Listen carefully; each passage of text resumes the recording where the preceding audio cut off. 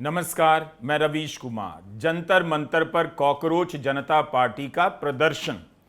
Inbox से लेकर social media पर एक ही सवाल, एक ही चर्चा, कितने लोग आए, प्रदर्शन किस लिए बुलाया गया। उस सवाल पर आज यह सवाल भारी पड़ गया कि इंटरनेट पर बनी कॉकरोच जनता पार्टी का धरती पर पहला प्रदर्शन हुआ, उसमें कितने लोग आए।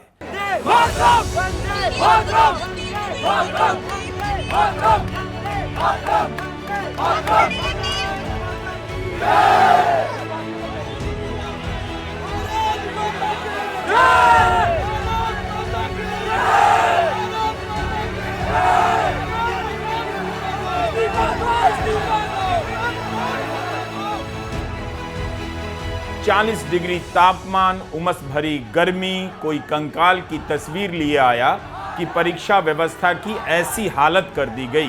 किसी पोस्टर में धर्मेंद्र प्रधान के इस्तीफे की मांग, तो किसी पर लिखा था कितनी बार आएगी पेपर लीक वाली सरकार। इस पोस्टर में जवाबदेह सरकार की मांग की गई है। कई युवाओं ने कॉकरोच के मास्क पहने थे, मैं हूं कॉकरोच के पोस्टर ले आए थे। तब भी हम गिनकर नहीं बता सकते कि कितने युवा आए थे, क्योंकि इसमें पुलिस वाले भी गिन लिए जाएंगे, तब मेरी गिनती पर सवाल उठ जाएगा। कैमरे की हद में जहां तक दिख सकता है, जितना लग सकता है, उससे यही प्रतीत होता है। कॉकरोच जनता पार्टी के जमीन पर पहले प्रदर्शन में लोग आए थे। कितने लोग पर बार बार जोर देंगे, तो मेरा आपसे यही सवाल होगा, आप क्या उम्मीद कर रहे थे। इंस्टाग्राम पर कॉकरोच जनता पार्टी के 2 करोड़ से ज्यादा फॉलोअर हैं, तो क्या सभी को आना चाहिए था। अगर 2 करोड़ लोग सड़क पर आ जाते तो पुलिस क्या संभाल पाती। 2 करोड़ का 10% 20 लाख होता है, वह भी छोटी संख्या नहीं। तो किलो में, प्रतिशत में और गिनती में बताना मुश्किल है कितने लोग आए थे। जो दिख रहा है उससे आप भी अंदाजा लगाइए कॉकरोच जनता पार्टी के पहले प्रदर्शन में आने वाले युवाओं की संख्या कितनी है। क्या इतनी नजर आ रही है कि आप इसे खारिज कर दें। यह फैसला आपको करना है, फ्लॉप है या हिट है। लेकिन मेरे लिए यह सवाल बहुत महत्वपूर्ण है कि कितने लोग आए। यह जानते हुए कि भारत की राजनीति में कई राजनीतिक दलों और नेताओं ने अपनी यात्रा 10-5 लोगों से ही शुरू की। कोई कह सकता है कि कॉकरोच जनता पार्टी के प्रदर्शन में पुलिस ज्यादा थी, लोग कम थे। हो सकता है बाद के दिनों में यह कारवां बड़ा हो जाए या आगे चलकर यह पार्टी बिखर भी जाए, मुमकिन है। लेकिन इस सवाल को इसी आधार पर आज आप नहीं छोड़ सकते कि कितने लोग आए। इस दिल्ली में 2014 के बाद से आंदोलन करना गंभीर अपराध जैसा बना दिया गया। किसानों को आतंकवादी कहा गया और 2 साल तक दिल्ली की सीमाओं पर सर्दी, गर्मी, बरसात में आंदोलन करते रहे, मगर दिल्ली में घुसने नहीं दिया गया। दिल्ली की सीमाओं पर कीले गाड़ दी गईं, कटीली तारें लगा दी गईं कि किसान दिल्ली में ना आ जाएं। देश का किसान डरा नहीं मगर टिका रहा। दिल्ली में ना आ पाया, मगर दिल्ली की गद्दी पर बैठे प्रधानमंत्री से माफी मंगवाई और कृषि कानूनों को वापस करवाया। लेकिन दमन इसके बाद भी नहीं रुका। किसान आंदोलन से पहले इसी दिल्ली में नागरिकता कानून को लेकर आंदोलन हुआ। संविधान की प्रस्तावना का पाठ हो रहा था, तब भी हिंसा भड़का दी गई और दंगा भड़काने के नाम पर कई सारे युवाओं को जेल में डाल दिया गया। कोई 4 साल तो कोई 5 साल जेल में रहने के बाद जमानत पर बाहर आया, तो कोई 6 साल से अधिक समय से जेल में है, जमानत नहीं मिली। उमर खालिद, शर्जिल इमाम, नताशा नरवाल, देवांगना कलिता, सफूरा जरगर, गुलफिशा फातिमा, मीरान हैदर, खालिद सैफी, आसिफ इकबाल तन्हा, शिफाउर रहमान की जवानी जेल में कैद कर दी गई। उन पर जो कहर बरपाया गया, शायद उसी की सिहरन सवाल पूछने वालों की हड्डी में धंस गई है। उन्हें यकीन नहीं हो रहा कि जंतर मंतर पर इतने लोग आ सकते हैं। यह बहुत जरूरी हिस्सा है। इसी से पता चलेगा कि यह सवाल कहां से आ रहा है कि कॉकरोच जनता पार्टी के पहले भू प्रदर्शन में कितने लोग आए और कैसे लोग आ गए। 2014 के बाद से दिल्ली और देश भर में आंदोलनों का भयंकर दमन हुआ है। गोदी मीडिया ने उसके पीछे सोरोस और सोरोस के नाती तक को खड़ा कर दिया। पाकिस्तानी बताया नोएडा में मजदूरों के प्रदर्शन की क्या हालत कर दी गई। परीक्षा को लेकर इसी देश के अलग अलग राज्यों में नौजवानों ने कितनी लाठियां खाई। अदालतों के चक्कर में पड़कर नौजवान हताश हो गए। एनएसयूआई ने कितने प्रदर्शन किए। इंडियन यूथ कांग्रेस ने एआई समिट में शर्ट खोलकर आंदोलन किया तो 9 लोग गिरफ्तार कर लिए गए। आंदोलनों के दमन और उनकी असफलताओं के कारण लोग इस बार बिल्कुल सही सवाल पूछ रहे हैं, क्या कॉकरोच जनता पार्टी के प्रदर्शन में लोग आएंगे या आने से डर जाएंगे। अभिजीत दीप्ते ने जेल का डर झटका तो है, बाकायदा ट्वीट किया कि अमेरिका से भारत आ रहा है। मोदी सरकार का रिकॉर्ड इतना अच्छा है कि कोई आंदोलन के लिए उतरता है, उसके बारे में इसी तरह के सवालों की कल्पना लोगों के मन में भर जाती है। सड़क पर उतरने की हिम्मत कर पाएगा या नहीं, मगर अभिजीत दीप के डरा नहीं। अगर कॉकरोच जनता पार्टी के प्रदर्शन में एक भी युवा नहीं आता, तब भी यह बात नोट करने वाली है कि एक नौजवान सबको जंतर मंतर पर आने की अपील करता है, जेल जाने से डरता नहीं और अमेरिका से दिल्ली आ जाता है। इसी के साथ यह सवाल भी वाजिब है, अगर अभिजीत दीपके का नाम मोहम्मद असलम होता, तब क्या वह ऐसी अपील कर पाता? अकेला अमेरिका से दिल्ली आ जाता और जंतर मंतर पर चला जाता? जब तक एक समाज को लेकर डर है, एक समाज में इस बात को लेकर डर है, तब तक आप नहीं कह सकते अभिजीत दीपके का अकेला चले आना उस डर को नकार देना है। आप अभिजीत के साहस की निजी रूप से तारीफ कर सकते हैं, मगर डर तो तब दूर होगा जब अभिजीत या असलम कोई भी जायज सवालों को लेकर संवैधानिक तरीके से आंदोलन का आह्वान कर सके, कोई गद्दार ना कहे, जेल में ना डाले। कि हमें प्रोटेस्ट पीसफुल करना है, शांतिपूर्वक करना है। बहुत सारे लोग हैं, बहुत सारी ताकतें हैं जो चाहते हैं ये प्रोटेस्ट फेल हो जाए। ये हम सब की जिम्मेदारी है कि ये प्रोटेस्ट फेल नहीं होने देना है। इसके बाद भी अभिजीत दीपके ने डर को नकारा है। अभिजीत ही नहीं, अगर किसी वेदांत, सिद्धांत, निसर्ग को किसी से डर नहीं लगता, बहुत बड़ी बात है।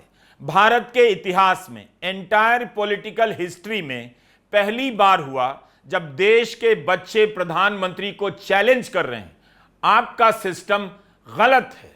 स्कूल के बच्चों से किसी प्रधानमंत्री को मात खाते आपने कम से कम भारत में नहीं देखा होगा। बच्चे आगे आकर बोल रहे हैं और प्रधानमंत्री नरेंद्र मोदी चुप रह जा रहे हैं। अभी तो सेकेंडरी स्कूल के बच्चे बोल रहे हैं।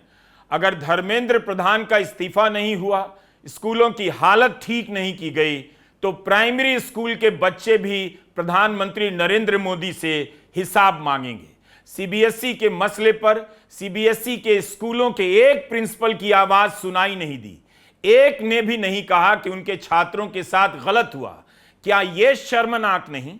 बड़े बड़े स्कूलों के प्रिंसिपल डर के मारे चुप रह गए। उनके बच्चों का हक मारा जा रहा था, चूं तक नहीं बोल पाए। देश भर में शिक्षकों के इतने संगठन, उन्होंने क्यों नहीं कहा कि यह कैसा देश है जहां पेपर चोरी, पैरवी, सिफारिश से नौकरियां दी जा रही हैं, डॉक्टर, इंजीनियर बनाए जा रहे हैं? क्या यह कम खतरनाक नहीं?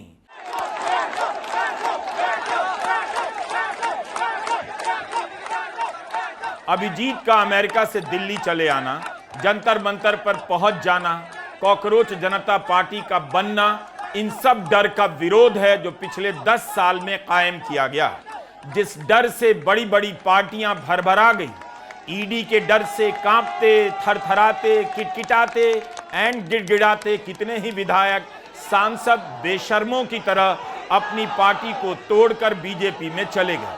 सबको पता है क्यों पार्टियां टूट रही हैं। एक भी हेडलाइन आपको इस तरह की दिखी कि कांग्रेस, तृणमूल, शिवसेना के सारे ईमानदार नेता बीजेपी में जा रहे हैं?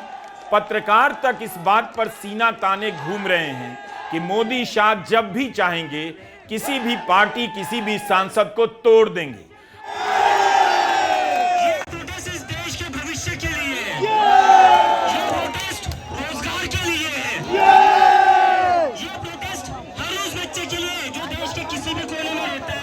अभिजीत से जब डर को लेकर सवाल किया गया तो उसके बैकग्राउंड में मोदी शाह की राजनीति का डर ही है। इस देश में युवाओं की मेहनत की लूट हो रही है, पेपर चोरी हो रही है, उसका विरोध करने और शिक्षा मंत्री का इस्तीफा मांगने से पहले आपको डर लगता है या नहीं? क्या यह कोई सवाल है? इससे दुखद क्या हो सकता है? अभिजीत ने कहा उसे पता है गिरफ्तार हो सकता है, लेकिन मैं अपने संवैधानिक अधिकारों को नहीं छोड़ सकता। यूएसए के लिए, अमेरिका के लिए निकल रहा था, उस दिन मेरी माँ रो रही थी थोड़ा कि मेरा बेटा जा रहा है, मेरे साथ कौन रहेगा। मैं समझ सकता था वो बात, लेकिन जितना मेरी माँ उस दिन नहीं रोई, जितना मैं यूएसए को जा रहा था, उतना वो तब रो रही थी जब मैं अपने घर वापस आ रहा था।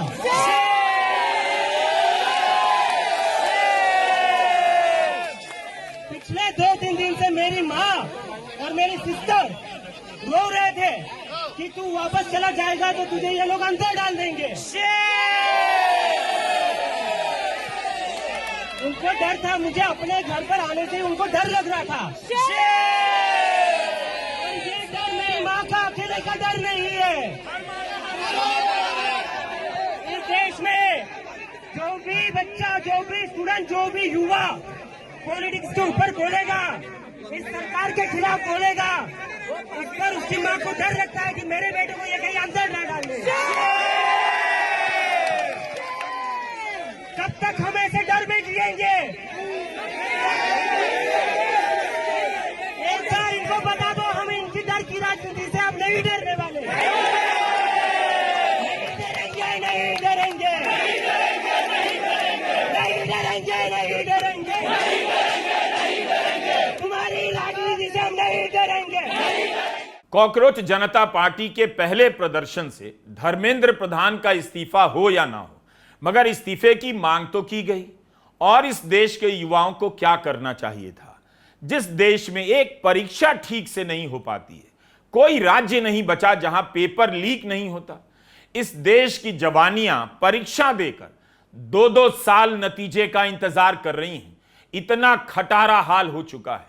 इस पोस्टर को देखिए, प्रदर्शन के दौरान ही कॉकरोच जनता पार्टी के इंस्टा हैंडल पर जारी किया गया। इसमें लिखा है, प्रिय कॉकरोचों, गोदी मीडिया आपसे बात करने की कोशिश करेगा और अपने फायदे के लिए आप पर दबाव डालेगा कि आप कुछ विवादास्पद बात कहें, जिसका इस्तेमाल इस प्रदर्शन को बदनाम करने के लिए करें। यह पोस्टर बता रहा है कि देश का युवा गोदी मीडिया के बारे में क्या सोचता है।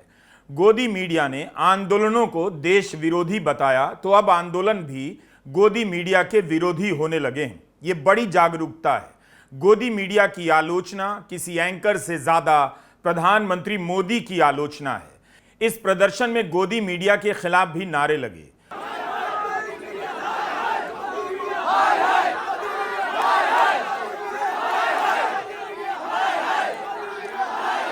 दुनिया भर की मीडिया और यूट्यूबर ने इस आंदोलन को लाइव कवर किया।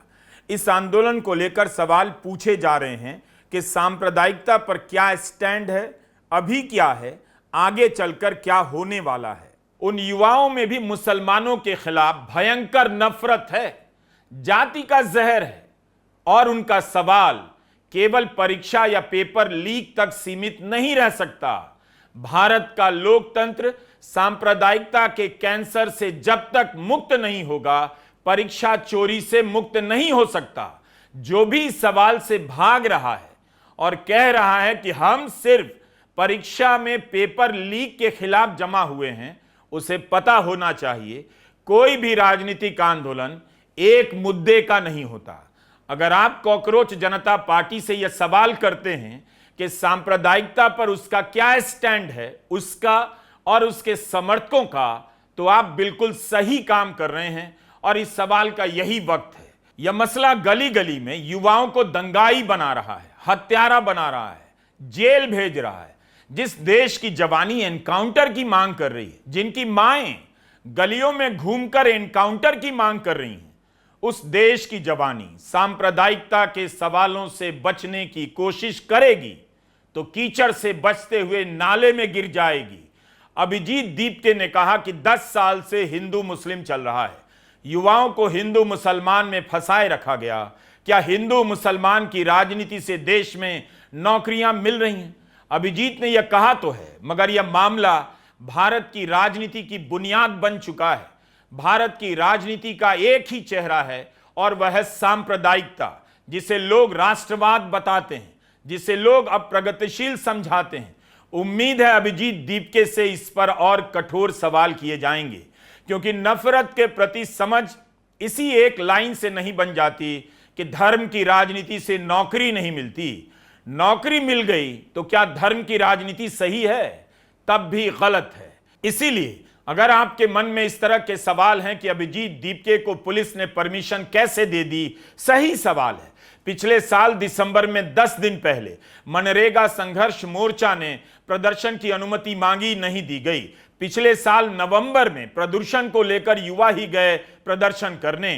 पुलिस ने 22 युवाओं को हिरासत में ले लिया, जेल भी भेजा गया, जो हवा में जहर के खिलाफ बोलना चाहते थे। तो कॉकरोच जनता पार्टी को परमिशन कैसे मिल गई? क्या आपके मन में यह भी सवाल है कि कॉकरोच जनता पार्टी के पीछे कहीं सरकार तो नहीं? वाजिब है या नहीं, यह सवाल जरूर पूछिए। यह भी ध्यान में रखिए कि इस आंदोलन में शिक्षा मंत्री से इस्तीफा मांगा जा रहा है, प्रधानमंत्री मोदी से सवाल पूछा जा रहा है। अगर आपके मन में यह सवाल है कि आरएसएस तो नहीं है, वो सवाल भी पूछिए। अगर आपके मन में यह सवाल है कि पहले से मौजूद पार्टी के लोग तो इसमें शामिल नहीं, तो आप गलत नहीं। इसका मतलब है अब आप किसी राजनीतिक बदलाव को लेकर पहले से ज्यादा सतर्क हैं। किसी भी राजनीतिक पार्टी के निर्माण से पहले एक नहीं दर्जनों सवाल किए जाने चाहिए। अगर कॉकरोच जनता पार्टी राजनीतिक जमीन पर उतरती है तो उसे भी जवाब देते रहना पड़ेगा, जैसे बाकी दलों को देना पड़ता है। लेकिन यह मत भूलिए कि जमाने बाद दिल्ली में एक प्रोटेस्ट हुआ, जिसे लेकर लोगों में जिज्ञासा बनी। सरकार के खिलाफ उस प्रदर्शन में नारे लगे और वह सब कॉकरोच जनता पार्टी की वजह से हुआ। इस प्रदर्शन ने याद दिलाया कि लोकतंत्र में विरोध करना, प्रदर्शन करना कितना जरूरी है। किसके लोग हैं, किस बैकग्राउंड के लोग हैं, उससे ज्यादा बड़ी बात है कि लोग हैं और बोल रहे हैं। अभिजीत दीपके कौन है, इनके पीछे कौन है, इनके साथी कौन है, यह सब बार बार पूछे जाने वाले सवाल हैं। इन सवालों का जवाब जितने धीरज से और जितनी बार दिया जाएगा, उसी से पता चलेगा अपने इरादों को लेकर इसके सदस्य या समर्थक कितने प्रतिबद्ध हैं। विश्वसनीयता की शुरुआत पारदर्शिता से होती है। अच्छी बात है कॉकरोच जनता पार्टी को लेकर लोग इस तरह के सवाल पूछ रहे हैं। अभी मुद्दा परीक्षा है। जब मुद्दा शिक्षा में बदलेगा, तब इस पार्टी का वैचारिक इम्तिहान शुरू होगा। शिक्षा केवल परीक्षा नहीं है, पेपर लीक ही एकमात्र बीमारी नहीं।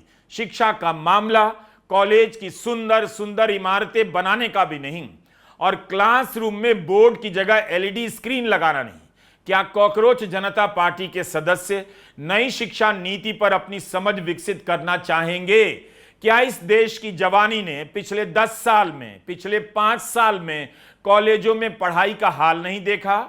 उसे नहीं लगा कि क्या सही हो रहा है, क्या गलत? कहां थी उनकी आवाजें और क्यों नहीं सुनाई दी? सीबीएसई से जुड़ी नई खबर यह है कि कुएम्ट को ठेका देने से पहले प्रथम टेंडर में जिस काम का बजट 28 करोड़ था, तृतीय टेंडर के समय 38 करोड़ कर दिया गया, और वही टेंडर कुएम्ट को मिलता है। टेंडर पाने के लिए कुएम्ट ने सीबीएसई को पुराना सर्टिफिकेट दिया।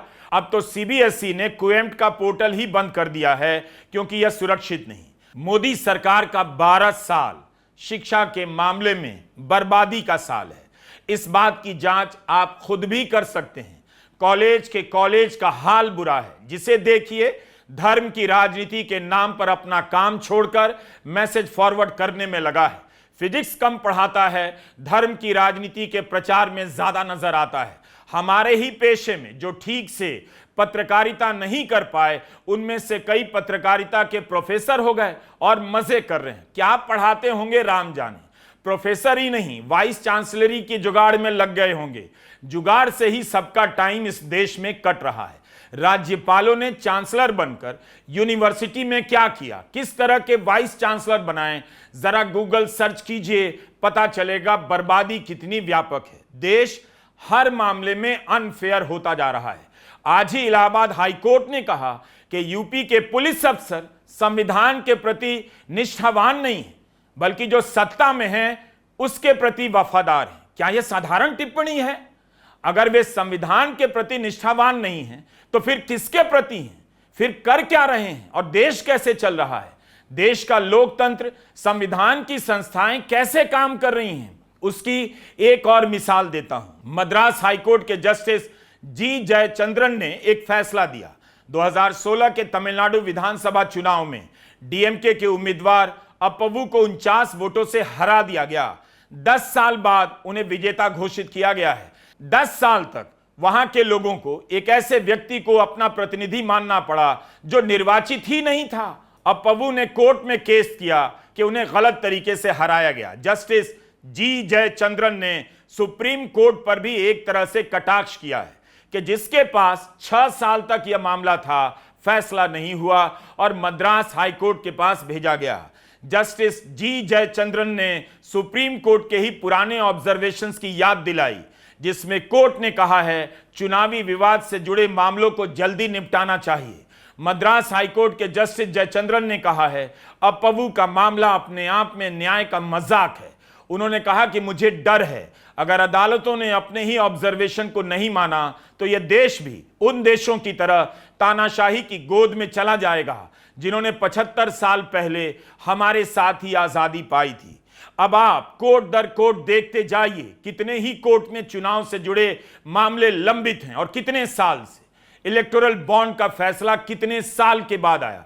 इस तरह की कितनी घटनाएं इस देश में हो चुकी हैं, होती जा रही हैं। कितने लोग गलत तरीके से चुनाव जिता दिए गए होंगे। एक ऐसे समय में लोकतंत्र का दायरा हर तरफ से छोटा किया जा रहा है। लोग डरपोक बनाए जा रहे हैं। वैसे समय में जंतर मंतर पर कुछ 100 युवाओं का जमा होकर बोलना बड़ी बात है। सवाल यह होना चाहिए कि जब भी जनता बोलती है, सरकार क्यों नहीं सुनती है। नमस्कार, मैं रवीश कुमार।